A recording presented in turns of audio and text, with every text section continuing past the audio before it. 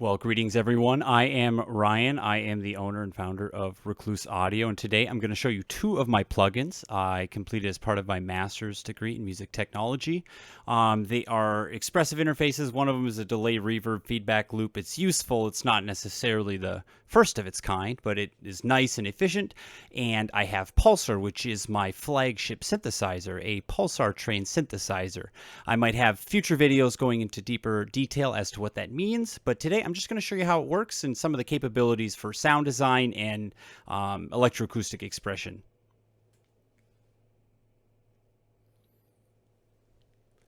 So let me go ahead and get just a clean slate. I'm going to turn down my reflections. In fact, I'm just going to deactivate it so we can hear just Pulsar. And you will hear right away what Pulsar can do. It emits pulses at a certain rate. It's like an impulse train. But instead of just a generic infinitely wide bandwidth frequency impulse, instead we're using wave shapes like a wavetable synthesizer might. Maybe like serum or massive. And the additional thing that I've added is interpolation between wavetable vectors, much like massive or serum, so you can get kind of a sweeping sound. But let's look at it first of all. So I activate the train by pressing down the pedal. So you can see here, this is just hard-coded into the plugin. Right, and as you notice, the amplitude of the envelope and the pulsar train itself is represented in the coloration of the wave shape. So right now we are hearing a triangle wave as a pulse. Let's hear a sinc wave. And as you can see, changing that affects the spectrum being created. But what else affects that is by changing the formants.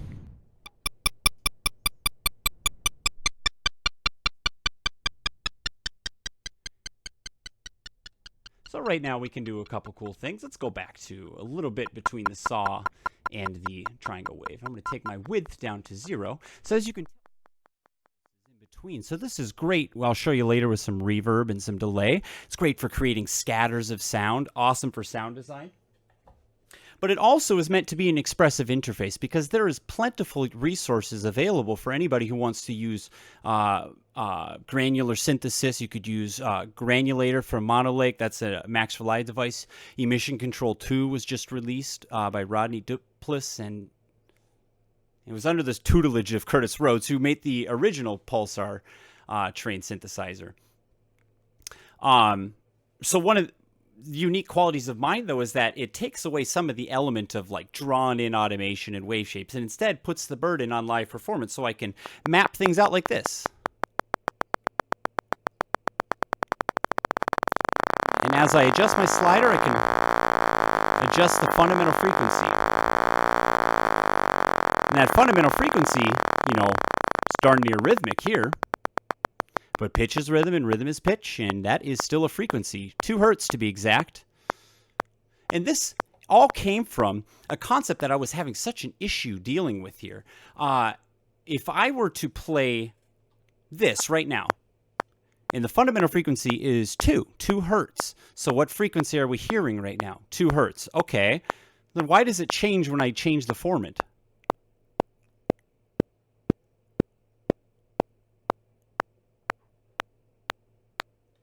Because that's 2 hertz.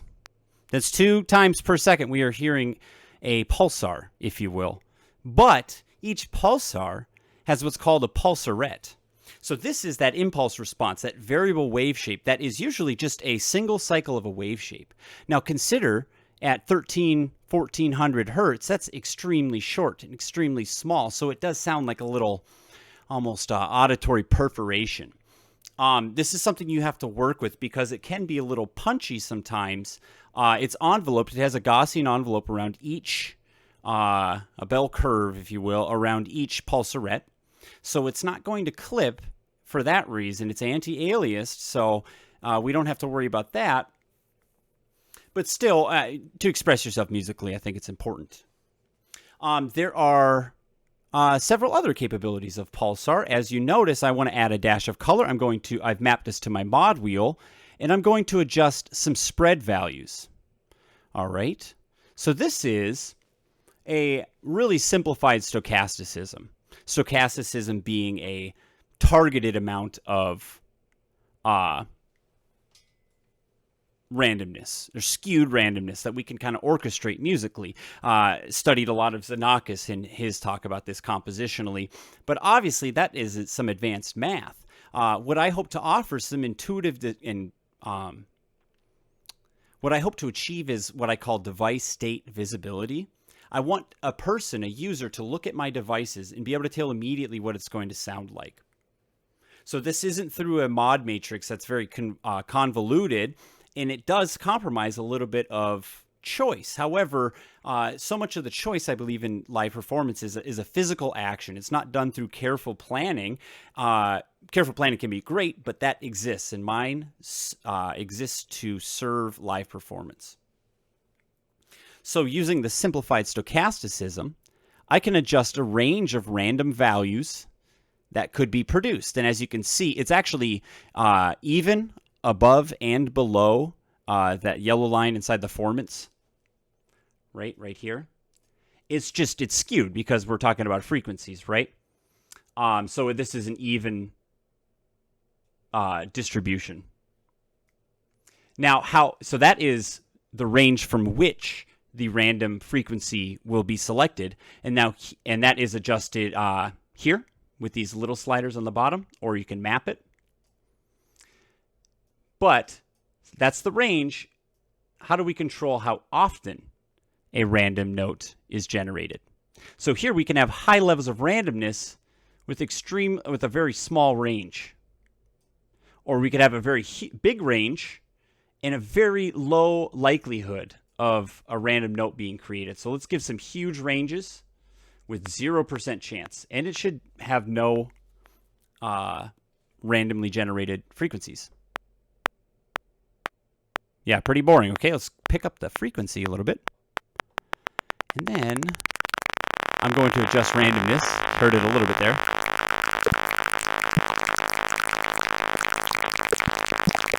And as I increase the randomness of the wave, you'll notice it start to morph as well.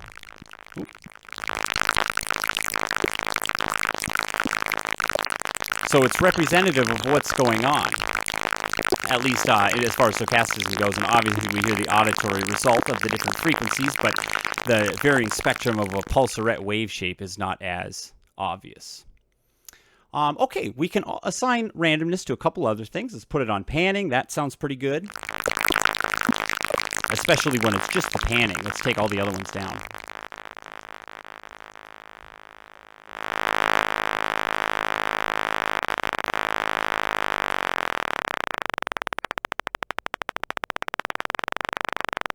Sounds like a ripping tractor.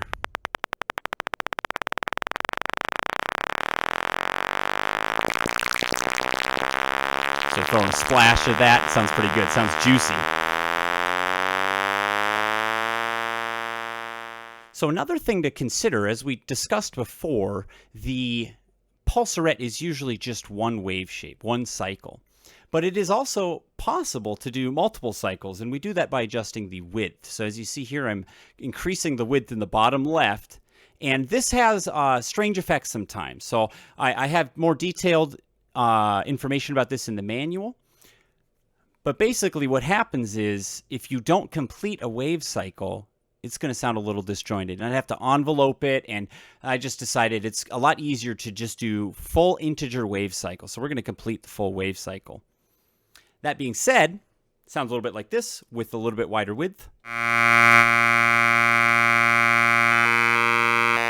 Narrow width. Now we're down to one cycle. Let's go full width.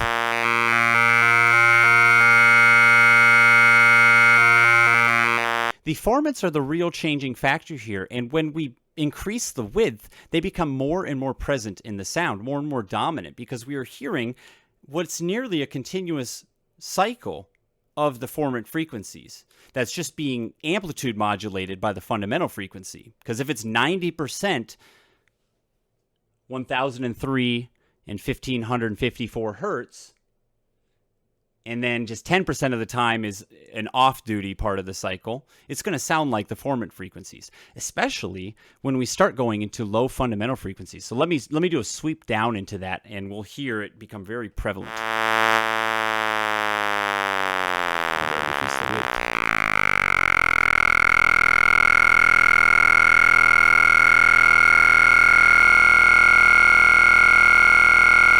Keep going lower.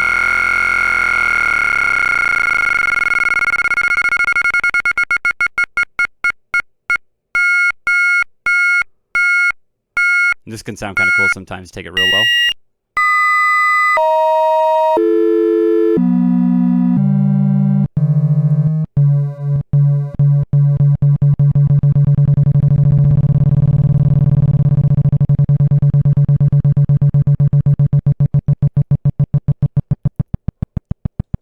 So that can be very nice to play with. Now, one of my favorite ways to use the width modulation is as part of a trigger pattern.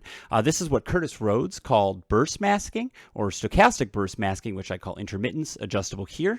With the on-off patterns, we could do 5 on and 4 off. All right, let's go at a more rhythmic pitch.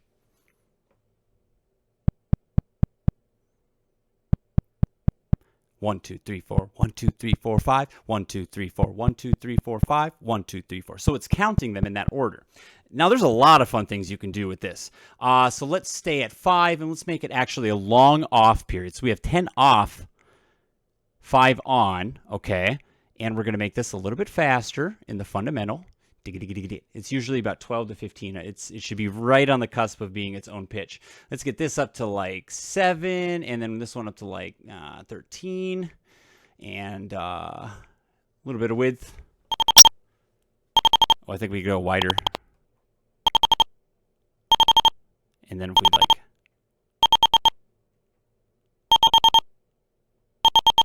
I think I need to go.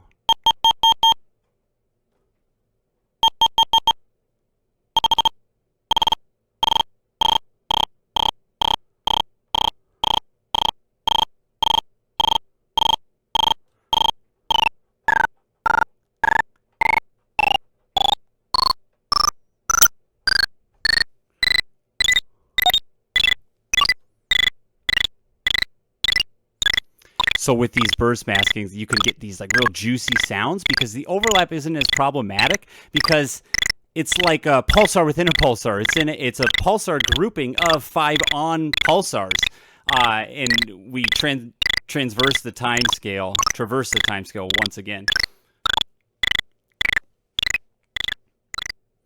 Intermittence is good too. This is really good for. Oh look, you can hear it now. Be continuous. Kind of more of a glitchy effect. This is just pure randomness, like percentage chance. Right here is like a 75% chance that any given pulsar will actually hit.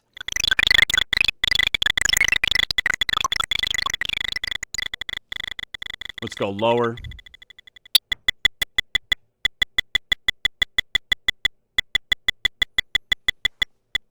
Yeah, so that can sound pretty great. All right, so now let's hear pulsar with my reverb delay back-to-back feedback loop plugin called Reflections. I always use these two together. You can see they're even kind of designed in a similar fashion. It's inspired by my 1984 Nighthawk 650 motorcycle, the dash on that. So it's got kind of an 80s vibe to it.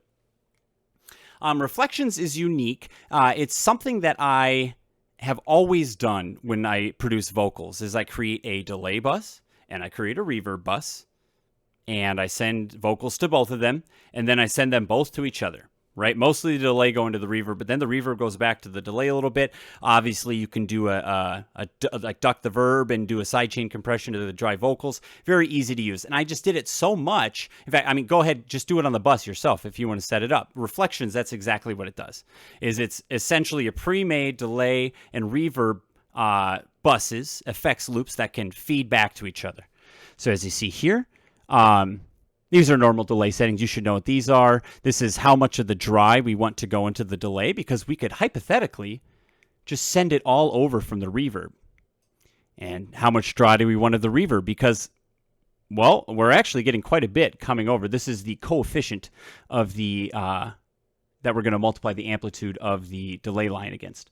And that's what's going to send over to the reverb and come out the reverb output when it's summed with the just standard reverb. So if you've done this kind of thing before, it's really just a nice time saver. If you haven't and you don't quite understand the bus routing situation, this would be great for you. This is an easy way to put some long tails on things.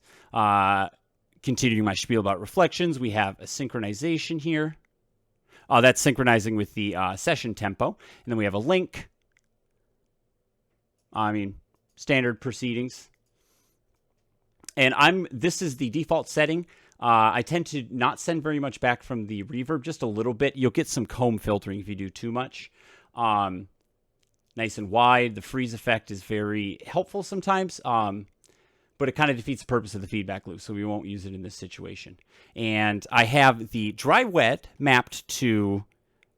I always love playing with delays in live, especially I love pitch shifting delays. This does pitch shift, by the way. The pitch bend adjusts the mix, obviously. That's very handy. You don't always want overzealous amounts of it, and it's kind of nice to dry things out a little bit. Oh, I need to turn on the plugin. That'll help. Ooh, sounded nice. Drying it out, drying it out.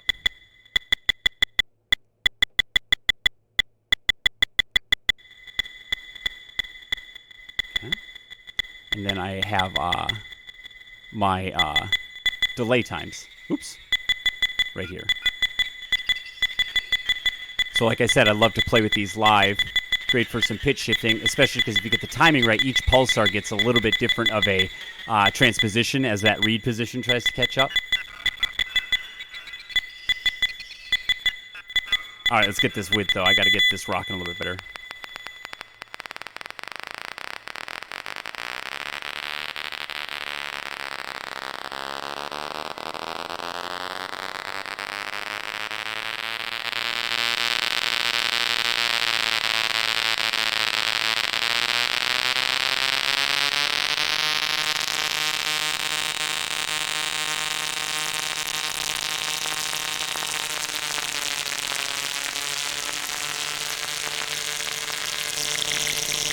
We'll listen to that change the width makes.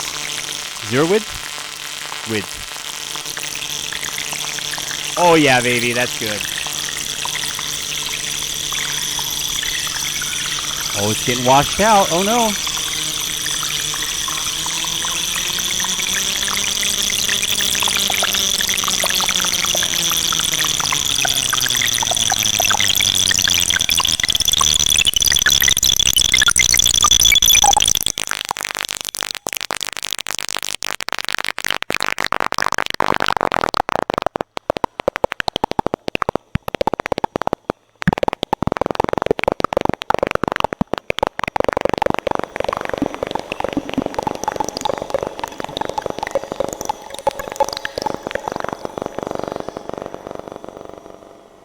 So there's a lot you can do with this plugin. It works great rhythmically. I've done it. It's awesome with automation. It still works very functionally, even though I admitted right away emission control and the original Pulsar train, Pulsar emitter. There's other devices that give you more like detailed control, more granular control, literally better granular synthesizers. But that is not the goal of this. My philosophy with microsound in the whole study, especially of electroacoustic, but let's say microsound specifically, because I come from the Rhodes School of Genius, right? Yeah, right. If such a thing exists. But we have, to draw a parallel to the analog synthesis industry, we have a lot of Don Buchlas on the West Coast with crazy wiring things going on, and they're beautiful. They're amazing artists, and I love them, and I want them to keep doing that. But what we don't have is an East Coast Robert Moog. We don't have a simple, clear, intuitive, two oscillator device that the average person can pick up. One thing I've found teaching electroacoustic sound design, that kind of thing, to students that are make trap beats, students that make country pop music, you'd be surprised what the average, basic musician can do in sound design. They have these ideas in their head, but learning a really in-depth mod matrix isn't really appealing to everyone. It is appealing to me. I actually love that. I think Serum does that amazing. I think Massive does that amazingly. I think emission control is the best granular synthesizer interface you could ever possibly ask for. It cannot be done better, yet it's just not right for a lot of people.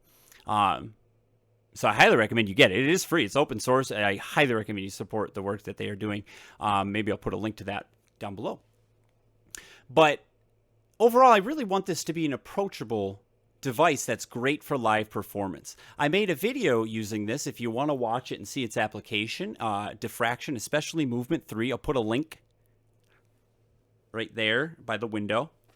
That is a excellent example of how I would like to apply it, because it was with other analog synthesizers. It wasn't completely standalone. It wasn't, it's not like it can carry a melody on this, but this is an amazing device for textures. And I think it's stimulating just to even use. Now, let me point out something I'm really proud of, okay? I just went on the wave sale, and, everyone loves waves and stuff, but take a look at this here. I got Pulsar and Reflections running. And I mean, they got displays, at least Pulsar does. I think it looks nice, right? And I mean, just take a peek at this here. 2%. Okay? Let me just hop on over. Let's turn these guys off. These people. I don't want to gender my plugins. They're non-binary plugins. They're quantum. Let's go ahead. I got CLA right here. So let's compare my 2 plugins running right now. Remember, they have a nice little display here, colors, looks nice. All right, let's go to CLA Vocals. If you missed that sale, ooh, sorry, it's a good one yesterday for tax day. I like how they act like there's scarcity in an infinitely replicable product. And it's like, you better get it now. We can't afford these prices forever. Okay. No, I applaud them. Anyway, so CLA Vocals here. And when I had my stuff running, 2% CPU usage for microsound live realization. Like, come on, how can you beat that? But let's compare that to one vocal processor with like, oh, well, we got reverb and delay and a compressor. Okay, sorry, let me add a compressor to Reflections, and it'll be that good. 7%? Oh, well, sorry. 6%. Oh, I don't know if I can handle my plugins. They're going to add a whole 1% onto it. Now, don't get me wrong. I love CLA, but like, I beat them, right? No, I'm just kidding. But I'm really proud of that. And honestly, it's not like C++ does the optimization for you, right? So it's not like my cleverness, but I'm very happy that when I did it, it's something that I thought would be incredibly intensive in computation, but it has no problems at all, like no issues of latency, no smoothing issues. Yeah, highly like it. So, okay, so to close out here, I just want to say thank you for watching. If you stuck through all the way to the end, these are available for free. I would love to work. I'm really trying to get into this industry. It's something I love. So if you have an idea for a bespoke plugin, if you're looking for a software developer to join your team, I love Agile Methodologies. I love dealing with C++, and I would love to help somebody come up with your own plugin too if you have something, obviously at a cost. But if you are interested, feel free to reach out to me. Email information's down below. Recluse-Audio is what it's all about. Please check out Recluse-Audio. Remember this name. It's going to be on your DAW for the rest of your life, so watch out for that. Pulsar, Reflections, and I have a Max for Live device available for automatic visualization if you're a TikToker like me. Follow me on TikTok, Ryan Devins and His Music. You can follow me on Instagram, Ryan Devins and His Music, Ryan Devins and His Music on YouTube. Check me out everywhere, recluseaudio.com. All right, thank you. Have a great day.